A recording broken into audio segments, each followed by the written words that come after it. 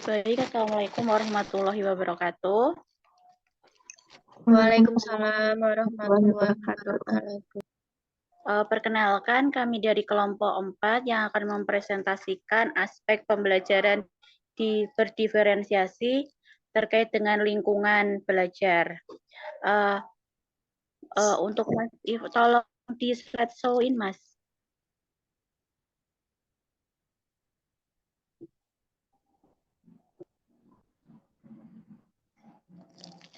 Nah, untuk penjelasan yang pertama terkait dengan lingkungan belajar akan dijelaskan oleh Mbak Sindora. Monggo Mbak Sindora. Baik, lingkungan belajar merupakan salah satu hal yang penting untuk diperhatikan berkaitan dengan keberlangsungan suatu proses pembelajaran di dalam kelas.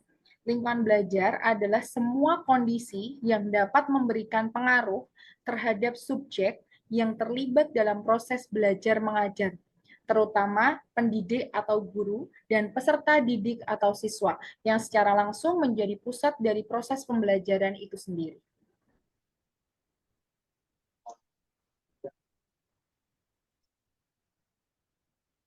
Monggo Mbak Zerlinda. Kemudian yaitu lingkungan dalam proses belajar yang mendukung pembelajaran berdiferensiasi. Jadi lingkungan belajar dapat mengoptimalkan kondisi kelas secara fisik maupun psikologis. Kondisi kelas yang mendukung pembelajaran akan membantu peserta didik untuk belajar sendiri maupun secara berkelompok. Jadi lingkungan belajar ini termasuk dengan ruang dan kondisi kelas yang ada. Guru bisa memaksimalkan ruangan kelas, yaitu bisa untuk berkelompok seperti membentuk melingkar atau kotak dan sebagainya. Jadi disesuaikan dengan kondisi dan ukuran kelas yang ada. Jika memungkinkan, maka guru bisa melakukan hal tersebut. Tetapi jika tidak, maka diferensiasi dalam lingkungan proses pembelajaran ini sifatnya opsional.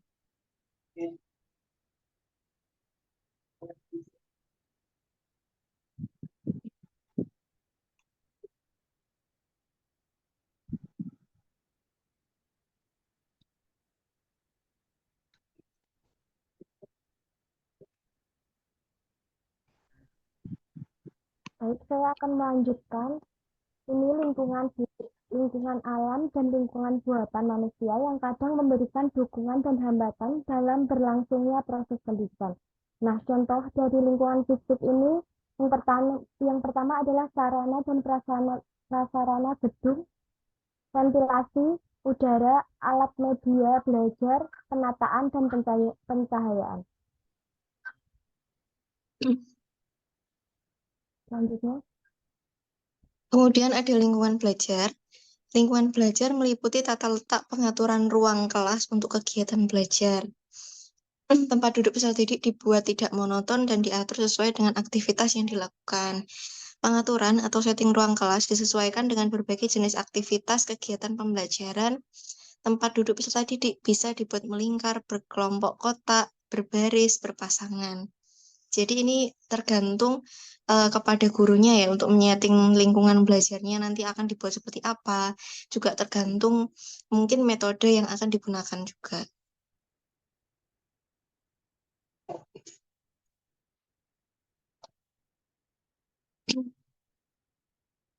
Nah, berikut contoh dari pengaturan tata letak tempat duduk berdasarkan bentuk kotak digunakan untuk pengajaran langsung, pidato, kemudian menampilkan presentasi PowerPoint juga bisa.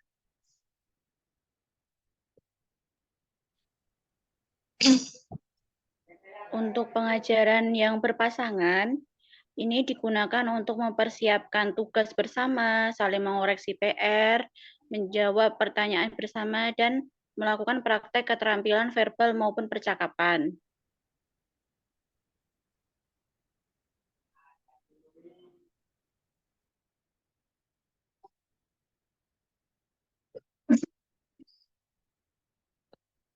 Nah, kemudian ini ada penataan tempat duduk berbaris.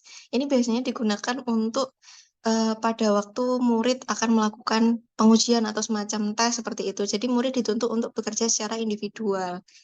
Makanya kalau di gambar itu masing-masing murid sudah mendapatkan meja yang berjajar gitu.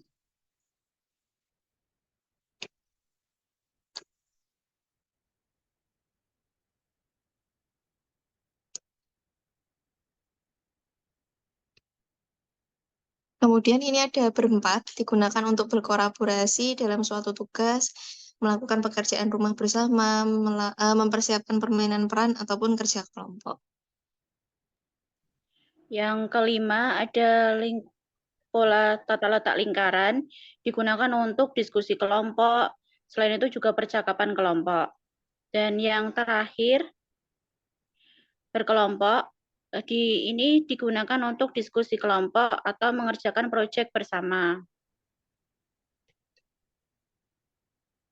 Demikian presentasi dari kelompok 4. Apakah ada yang ditanyakan dari kelompok lain? Monggo silahkan.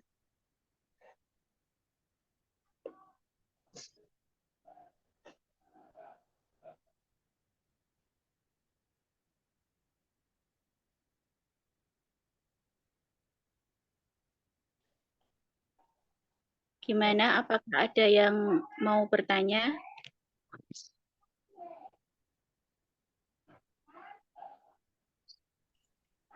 Kalau tidak ada, saya akhiri presentasi. Bertanya, Mbak. Oh iya, Mas, monggo. Mbak, nanti habis.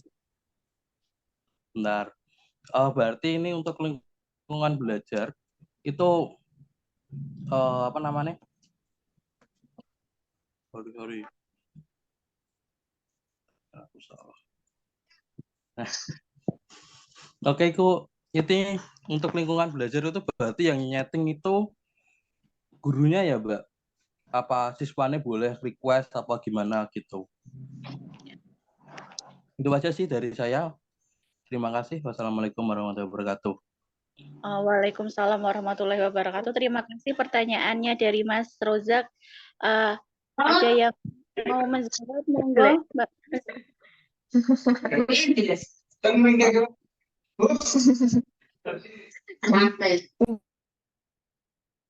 Mbak Zerlinda, monggo ada mau menjawab pertanyaannya dari Mas Rozak? Ya, izin menjawab ya, Mas. Jadi, bentuk pengelompokan untuk tempat duduk itu disesuaikan dengan kegiatan yang akan dilaksanakan oleh guru dan murid. Jadi murid bisa request, tetapi balik lagi disesuaikan dengan kondisi dan ukuran ruangan. Kalau memadai, maka bisa dilaksanakan, tetapi kalau tidak, berarti harus disesuaikan kembali. Seperti itu. Menambahi sedikit ya, Mas, terkait dengan tata letak pengaturan kursi terkait dengan lingkungan belajar ini bisa disesuaikan dengan ini diferensiasi proses dan konten yang sebelumnya sudah dipetakan oleh guru. Nah, nanti misalnya yang berkemampuan tinggi ini boleh duduk melingkar, terus yang berkemampuan rendah juga melingkar. Jadi dibagi dua kelompok, lingkaran kecil, dua kelompok. Jadi membuat lingkaran satu dengan lingkaran yang lain untuk diskusi kelompok seperti itu. Apakah ada tanggapan? Atau sudah cukup? Oke, terima kasih Mbak atas Mas dan Mbak atas jawabannya. Itu aja sih. Terima kasih. Oh, baik. Terima kasih atas perhatiannya. Kami dari kelompok 4 mengucapkan terima kasih. Sekian. Wassalamualaikum warahmatullahi wabarakatuh. Waalaikumsalam warahmatullahi wabarakatuh.